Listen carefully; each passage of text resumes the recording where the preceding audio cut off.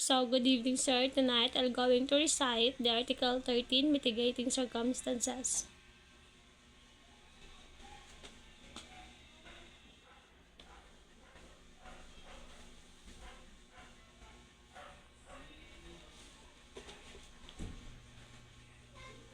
So, Article 13, the following are the mitigating circumstances. Paragraph 1, those mentioned in the preceding chapter when all the requisites necessary or justify or to exempt from criminal liability respective cases are not attended. Paragraph 2, that the offender is over 18 years of age or over 70. In the case of minor, he shall be proceeded against in accordance with the provision of Article 80 of this code. Paragraph 3, that the offender had no intention to commit so grave a wrong as that committed. Paragraph 4, that the sufficient provocation of a threat on the part of the offended party immediately precede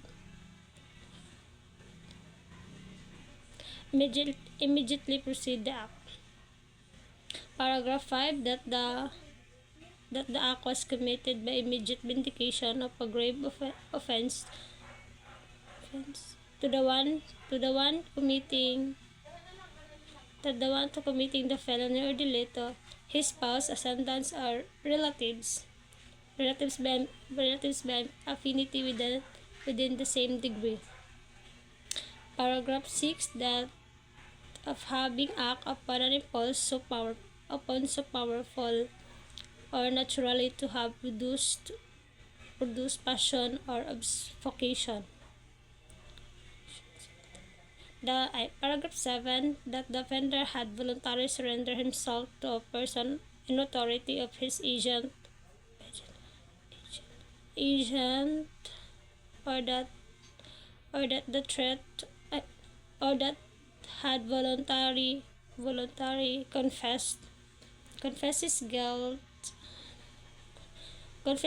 before the court prior presentation of evidence for the prosecution. Paragraph 8, that the offender is deaf and dumb, blind, or otherwise he is suffering from physical effects which those restrict his mean of action, defensive, or communication with his fellow beings. Paragraph 9, such illness of the offended as would demean the exercise of the will, power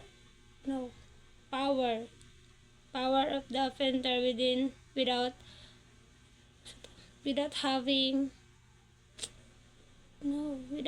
without however depriving him to the conscious of his act. Paragraph 10, and finally, any other circumstances of a similar nature and analogous to those have mentioned.